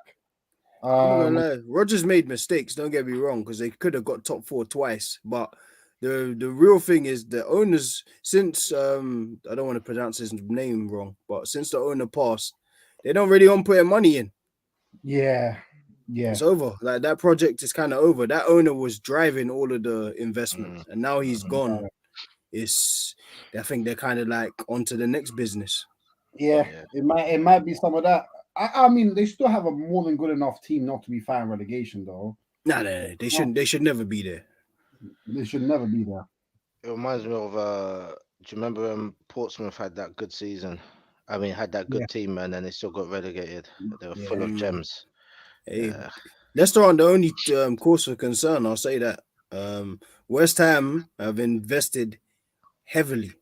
Like maybe one of the most biggest investments in the summer in the whole league, maybe in the world. Yeah, probably second. Yeah, and they're not clicking yet. Like they got a lot of players who like kind of calling that square pegs and round holes, man. Like a lot of players that do similar things. So like it's just not good enough at the moment. They're struggling. Yeah. Them and Villa. Villa too. Yeah, Villa too. There's a few heavy hitters who look like they could be in trouble this season. West Ham do this as well. Who? The West Ham really do this. Remember when they got 6th with Payet and then the next year they finished 17th. Yeah. Like when they got that Olympic Stadium. So like for them it'll be a cause for concern because you've literally seen this happen before. They've outdone themselves, invested heavily, and then it set them back 2-3 years. Yeah. Even if you look at obviously they're not going to get relegated, but even if you look at Newcastle, they played 7 games, drawn 5? They've only won 1 game the whole season. So even then, like they look like, every start of the season people said they could do this, but they've also had a bit of an up and down start as well, which is the premise a bit like that. Bournemouth got slapped 9-0 by Liverpool, but they got 8 points fighting. Yeah, this league is just weird, man. And then you'll see by like game 18, game 19, you'll see the bunch up happen. Like from like 5th to like 12th, there'll be like 5 points between them, like there was last season, and 1 win could get you in the top half or in the top 6. Just gonna be a shambles again. Yeah, it's gonna be a shambles, man. But yeah, we still got 10 people in the building. Smash the likes, everyone. We're just gonna move on and just wrap it up with the Man City game. Obviously, they won 3-0 away to Wolves. Comfortable win. Grealish getting a goal, which I think was good for him because he started to get a lot of stick recently. Haaland scoring again. I think that's his 11th Prem goal in 7 fixtures. And then who got the other one? Foden. Got a nice goal actually. And then one of Wolves' players. I think Collins got sent off for a samurai kick or something. That was Bro, mad. that Kick was was wild. insane. Kicked him in That the was groin.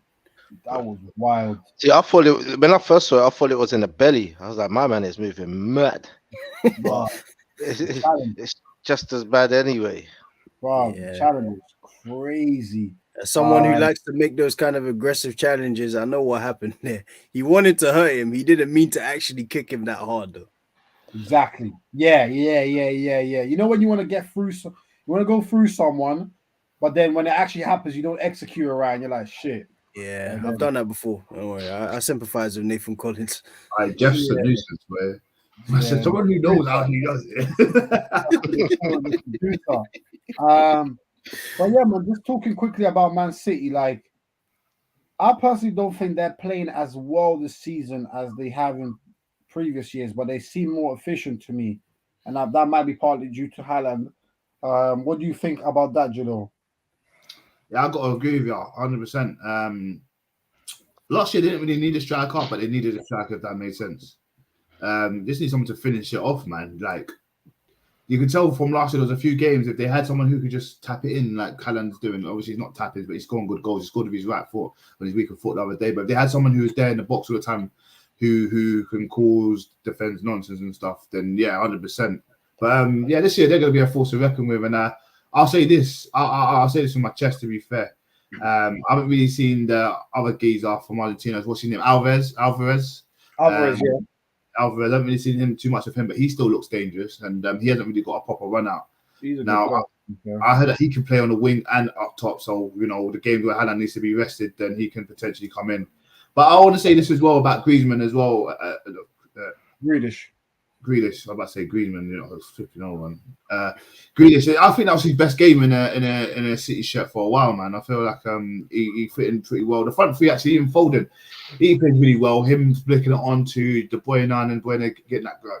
We don't need to say too much about them when we're not kind of timing he's on. But the front three all got a goal, and that says a lot about that Haaland's not the only one who can get goals, and seeing them get goals as well is kind of dangerous. So whether they lose them or not, I don't think City's going to be on the ropes. I still think there's a plan B, and this is why I admire Pep quite a lot, is because he has got a plan B, unlike Klopp.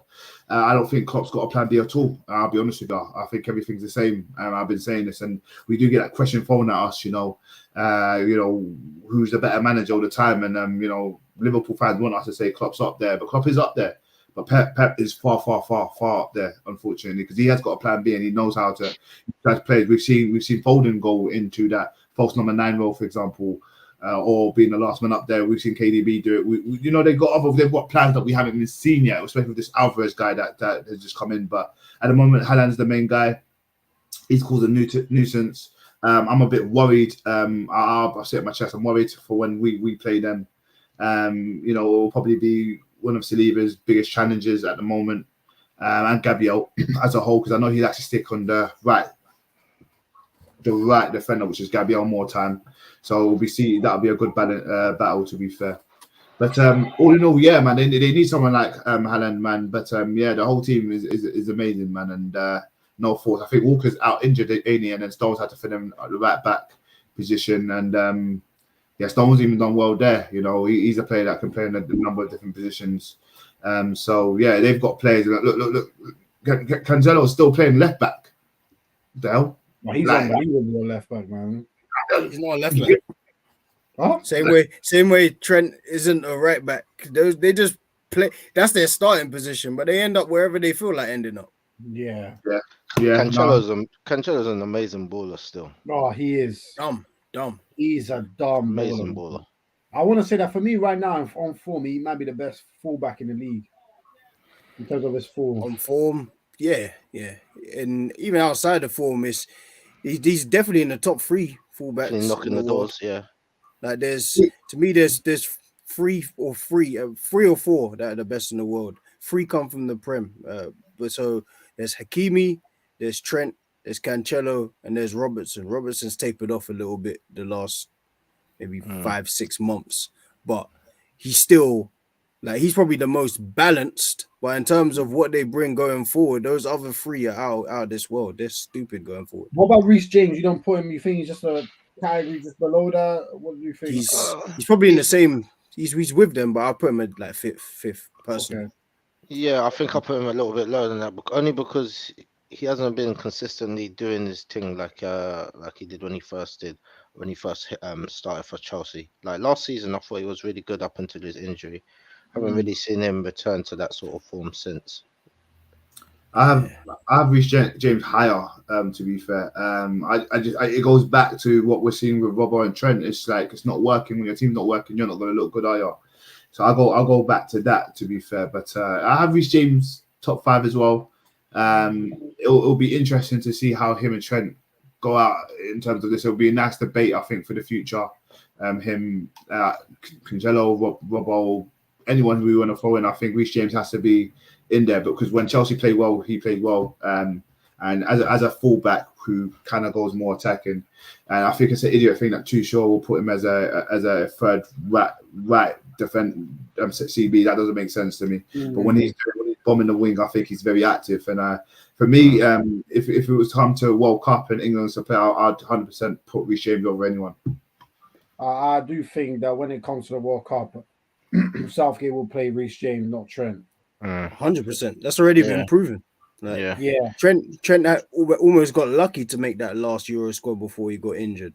So it shows that when he said form, like at that point, Trent's form was great towards the end of that season. He still didn't make it. So, like that's Trent true. For international football under Southgate, he might as well wrap that up, man. He ain't gonna play. Yeah. The only thing I'll say about, like, for instance, that statement what you made, Jalil, that James, he plays very well when Chelsea play. You kind of want to be a player that when you play well, the team plays well. Do you know what I'm trying to say? Rather than vice versa. You don't want to be only if the team is clicking, that's when you are doing your business. Do you know what I mean? So that's the only kind of fault that I will have for him. But I think he's very talented, and he's up there with them lot as well. My rebuttal to that is that Trent's never. Actually, that's a lie. Trent has turned up. Actually, let's not lie. I was about to rebuttal you some BS. I was thinking, no, let me get this guy. But I was thinking back, and I'm like, there's been games where Liverpool needed a goal, and Trent was the only one turning up, putting balls into the box. Look at the one to Origi, that cheeky one. Like, so yeah, no, you got a point there, man. I'll understand that, but yeah, no, Reece James 100% has to be up there, but yeah, we'll see. We have to wait and see this season. I think this could be a good season from under Potter. It's a tricky one, man, because like, I'll just say it quickly, like, because Reece James is probably more balanced as a fullback than any of the top ones. He can defend probably a little bit better, and he's better. He's also really good going forward. But Trent has a star quality. Like, he's a okay defender at best. He's just okay, but going forward, he's close to a 10. The thing is, he knows it as well. Yeah. Which is why you get these lazy performances like one against Napoli, where you're just letting my man just run past you. So it's one of those things. It's one of those things. Yeah, Klopp's just got to manage that. Like, it'll be fine. Like, Klopp does have to manage that. Yeah, but Trent has kind of been on, like, since he came into the team, he's been great. Like when he joined or come into the team, like Jan 2018, something like that. Yeah, so we're talking 4.5 years of being at the top of your game. Yeah, we maybe about 6-7 months where you can strip that out. Yeah, it's true. And at a young age, it's difficult to manage. Wolves played well, honestly, until they got to the final third. They didn't know what to do. I think that red card was the homage to Nigel de Jong. For real. Listen, Wolves are in trouble. We've been seeing them play nice football and lose, bro. Like, I think they're in the bottom 4, bottom 5, and they don't look like winning a game like ever. They never look like they're winning a game. They look like they're playing really. Yeah, they play good football, and the thing is what Wolves were kind of known for was having a very technical, slow build-up. They don't mind passing it back to go forward, pass it back maybe 6 times, go forward twice. Do you know what I mean? But the build-up was always there. They was always connected. The balls to feet, balls into space. They really worked well off each other. But since they haven't had a prolific striker. I think it's ever since my man's head injury. To be honest, they haven't really had. Yeah, they haven't really had an outlet to someone who's gonna bang goals for them, and it's just worrying because I like watching them boys play. They're really good, man, but they're just Yeah, not getting the results. Yeah, I agree. Wholeheartedly agree. I agree. I think the problem that teams like Wolves and a bit Newcastle are finding is that the way they want to play, they're getting teams that are going to them and kind of not parking the bus but sitting back. And they're finding that when teams do that, you need the extra quality up front to break it down. You can't be having these. And obviously, I think Wolves' forwards are not bad, but they're just all kind of the same. They all want the It's ball. too many. Like who they got? Yeah. They got Get out. Guedes, Fabio Silva, who's similar. Obviously, Neto, Podence. And they're all technical players, but at the same time, like Jimenez brought something else. Like when it gets up there, he can go and do it himself. It doesn't matter who he's playing against. He'll give anyone trouble. Yeah. So it's techie, man. They're in trouble. I agree. Let's see what Costa does, man. Big up Stu saying Mane one more coherent / selfless with Robertson and Diaz, who constantly looks to impress. 2, create more space for Salah in attack. And 3, best pressure in the entire squad. Made so much of Trent's crosses. Can't disagree with anything. Yeah, hard to disagree with anything he said there. I think that there's a bit at the moment where it looks to me like Liverpool miss Mane and Mane misses Liverpool a bit. Because I've watched Bayern Munich a few times and he's not quite gelling with how they want to play right now. So it could be that a bit that they miss each other a little bit, but it's still early on in the season, so it's still early to make final conclusions. I don't want to jump the gun, but I feel like Haaland will not only smash the Prem goals record, but always think by the end of his career he'll smash Ronaldo's Champions League record. Oh, man, when you scored 28 Champions League goals at the age of like 21, and 14 of those came at wherever they were, Salzburg or wherever was it? Yeah, Salzburg. Then I'm not gonna disagree with you. Yeah, I mean, he's scary. Like, because he's scary because did you see like the little quote he said? He said, "My aim is to have 5 touches and score 5 goals." Yeah, Everyone should be scared. If that's what a man is saying, he doesn't even care about being involved. Give me the ball, I will score. And it's scared. Like even you see, like one of the Wolves guys tried to stop him. Like he was trying to run into the box. He just looked at him like, get off me, man. Disrespectful guy, bro. The way He's a powerhouse.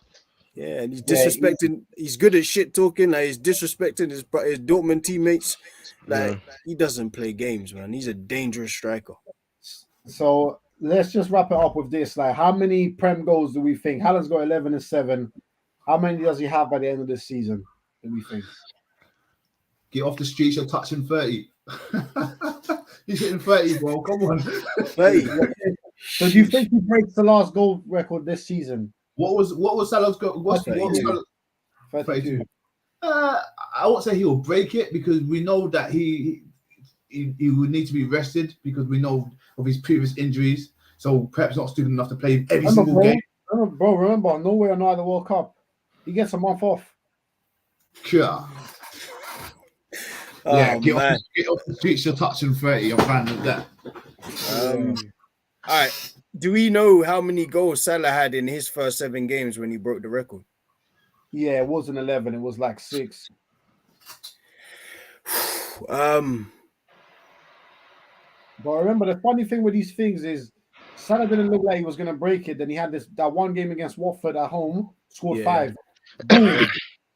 Yeah, I'm going to go with 30. I don't think he'll break it, but I think he's going to be very, very close. But I think it's going to be a matter of time before he does break it. It'll probably be next season. Yeah. What are you saying, Rash? We've got 2 30s for Haaland. Yeah, I can't say I disagree with the lads. I think he's good. I think that's the numbers that he's actually going to be putting forward. I mean, he's City's number 1 striker.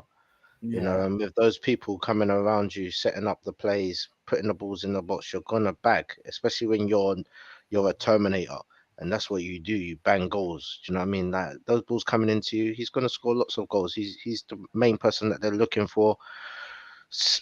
Yeah. Golden boots his. That is scary, man. Do you remember? do you remember the conversation we had? I believe it was last year, transfer window, when it was like, it was debate. Well, Ronaldo was debating where he's going to go. CR7 was debating where he's going to go, to City or United, and we was like, if he goes to City, it's game over, because the amount of opportunities they create per game, he doesn't have to do anything. He just needs to be there in the right position, and we know CR7 can be in the right position. Remember that. Now Haaland's there, a younger, more person who's more determined to get the goals. He said, I want 5 touches and 5 goals. Even the cross that Cancelo made, there's maybe 2 players in life that get that ball that Haaland got. And you're not meant to hit that with your left foot when it's on your right side. Like, there's so many things wrong with what he did, and he still scored. There's only CR7 or the right finish to try conventionally. Yeah, it's not right, but he made it work. Only Ibrahimovic or CR7 can probably do that. What he did. That goal was amazing. I had to watch it over and over again. I'm not gonna lie. I see Foden try to do the same this weekend, but it didn't come off. No, he missed the ball, man. Didn't have the legs. Yeah. Speaking of Foden, that boy, he's playing out of his skin this season. He has to. Last 3 games. Ever since they put him back on the right, I don't like him on the left. Ever since they put him back on the right, he's been a lot. Because he was a menace on the right before as well. Yeah, that's when he was scoring lots of goals, getting his name. Quickly. Did you see the debate that was being had between that game when Haaland scored that goal and Stone scored that goal, and they were saying whose goal was better? Goal was banging. Did you see that? That's how you know. He always wants to overdo everyone. He knew that goal was a banger. He even went like that, that. But even his goal, he said his goal was better. Do you know what I'm saying? How someone with that mentality? He's got that mindset. He's totally got that mindset. He's a throwback, man. He's actually a throwback. He's a throwback player. Caesar said, I think Haaland will get 35 goals at least if he stays fit. That's just the scary, and that's with City not firing on all cylinders. And Ibi saying Haaland going to spend that month off just walking around in Manchester. You've seen that video. That video was mad. I have seen it. He's at 11 right now, right? I think he breaks it honestly 33 to 35.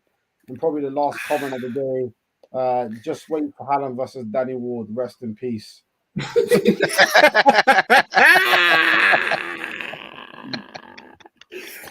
Haaland's going to put a hole in his net. That was good. That was nicely done, man. So yeah, man, let's end it with the man and fraud of the weekend. So I don't know if you want to start, Jalil. Yeah. So fraud for me is gonna have to be 2. I'm gonna put 2 clubs. Is that all right? Yeah, of course, yeah. West Ham and Leicester. Fraud, yeah. Yeah. I'm gonna have to put those 2 clubs as a whole. I was going to do the managers, but then I looked at the players playing, and it's like, come on, boys, man, you ain't got your first win yet. Let's get it. Do you know what I mean? So yeah, I'm going to put those 2 clubs. I'm going to do the same again for. Well, one's a bit biased, obviously, because I was really happy with how they played and how they performed and everything. And obviously, Arsenal's got to go down as a whole, going away to Brentford. And sometimes those fears in your head thinking, "Cure." You know, a couple of years ago, Tony done us dirty. They outplayed us. They were tougher than us. We didn't, regardless of the excuses we want to make as a club that it was COVID and whatnot. We had people out. No matter of that, we still got battered, and there's still something in the back of their heads. You get what I'm saying? So I'm going to go with the whole club, especially Arteta, because I know he questioned himself after that game and all last year. And I also want to give it to City again as a whole. I'll think of other clubs, but again, I know you're expecting to win, but you've got all these kind of players. You've got competition in each position. It's kind of crazy not to give it to them. So I'm going to give it to those 2 boys. Actually, do you know what? Can I take the Arsenal one back and just give it to Xhaka? Yeah, you can, yeah. I would like to give it to Xhaka because that's the first time I think we've seen that. And I want to see a lot more of it. Okay. Cool. Rash, what are you saying? All right, do you know what? I'm gonna go for what's the categories again? Ford and Man of the week. Ford and what? Man of the week. Man of Ford of the weekend, yeah. All right, so man of the weekend. I'm actually just gonna give it to one person for once. Yeah. I'm going to give it to Mikel Arteta. He just come off the back of getting manager of the month. Everyone's always talking some superstitious rubbish, but we don't believe in them things Yeah. there. You get me? They always believe in this man of the man, manager of the month curse, where they Yeah. lose the next game. So big up Arteta for busting that. You know what I'm trying to say, and letting the people know not to believe in stupidness. You know what I'm saying? So yeah, but it's not just that; it's getting revenge at a ground which has been very difficult for everyone else to actually go as well, to nullifying their threat, to getting Xhaka playing as he is. I think he just needs to be commended for it. Well done, Mikel Arteta. And fraud, fraud of the weekend. Got lots of juice on, my friend.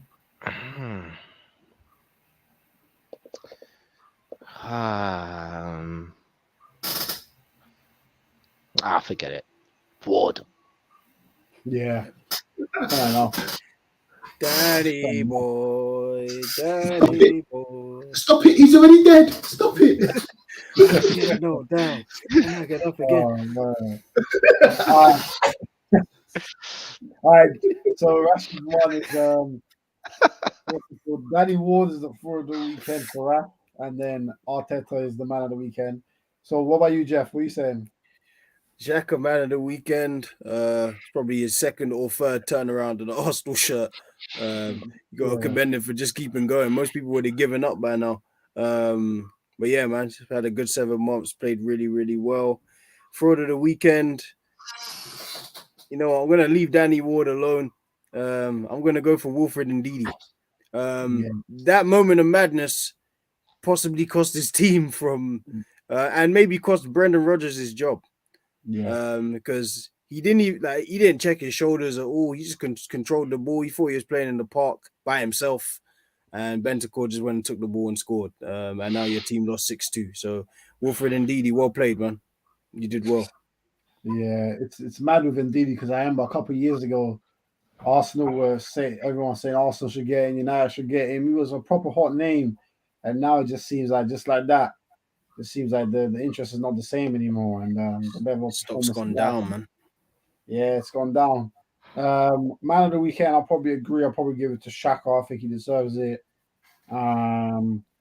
Just for battling back, and then I would probably say frauds of the weekend. I'll go a bit different. I'll go for two.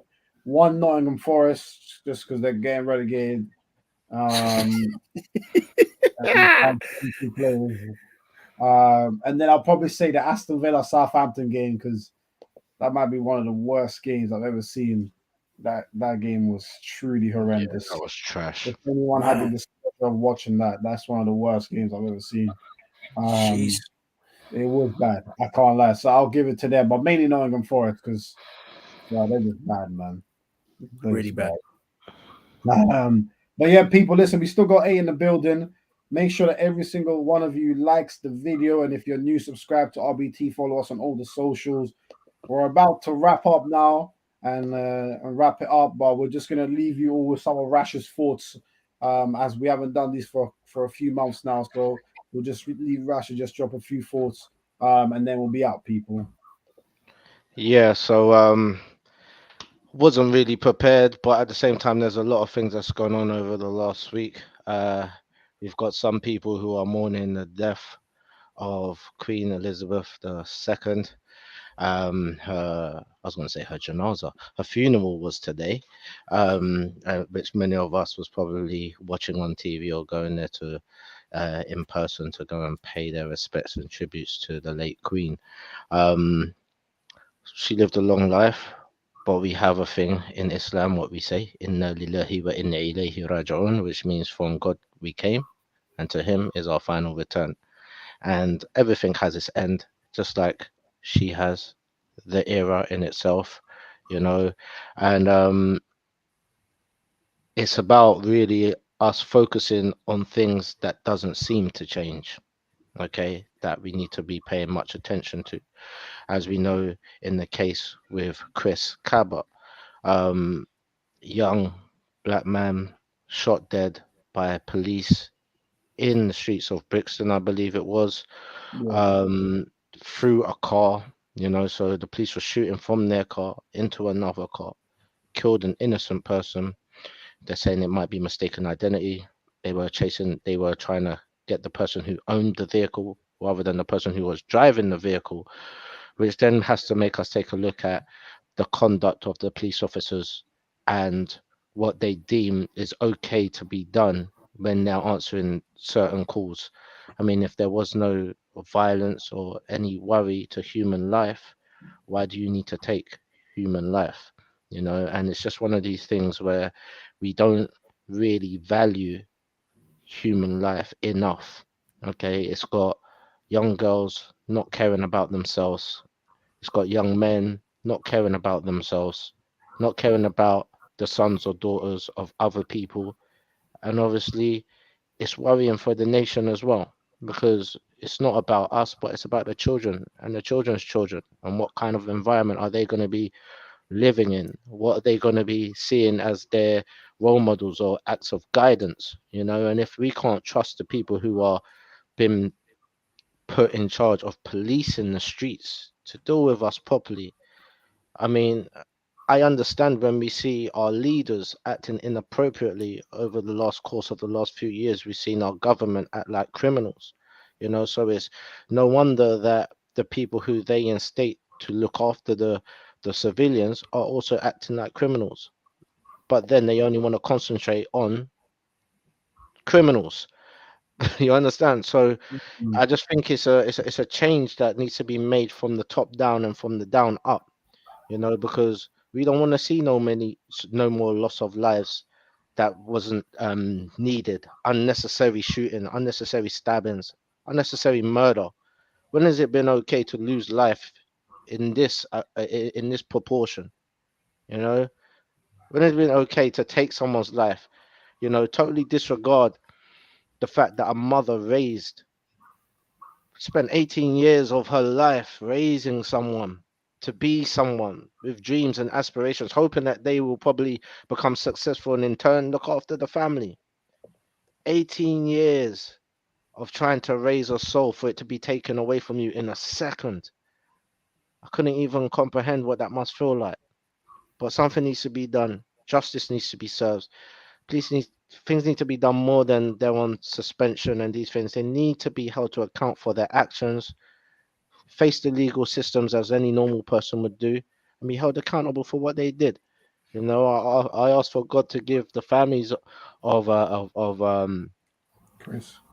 Chris, the whole entire Kaba family. I ask that God gives them strength, to see this right through to the end. And I pray that justice is done. But yeah, that's my final thought for today. The winds of change. Let's hope it happens. Well said, my Yeah, boy. yeah, well said, man. And obviously, thoughts are with Chris Cabba's family. I know that it's a difficult time for a lot of people.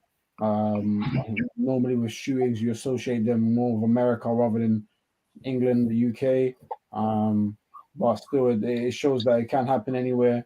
Um, so, like Rash said, people just need to be held accountable for their actions. And I think it's a due process that we all just have to keep an eye out on to see what does happen to the officer who committed this crime. At the end of the day, it's a crime. Like Rashford, I think Chris was inside the car. They didn't find any weapon in the vehicle, so I don't know how they could have been deemed him to be enough of a threat to shoot through the windscreen. Um, that's that's something that's going to come out in the court case. But obviously, we pray for his family and obviously everyone that's mourning his loss. Obviously, also considering to everyone that's mourning the loss of the Queen too, our family. So yeah, man. Keep those thoughts in, people. Well said by Rash. I hope everybody's enjoyed the show today. And we should be back hopefully end of this week. In fact, yeah, we'll switch up because obviously it's international break, so we'll switch up what we're gonna do. We might do like a World Cup special or something. But big up everyone. As always, smash the likes. Make sure to smash the likes before you leave. Subscribe to RBT and follow us on all the socials. And have a good rest of the week and look after yourselves. Take care.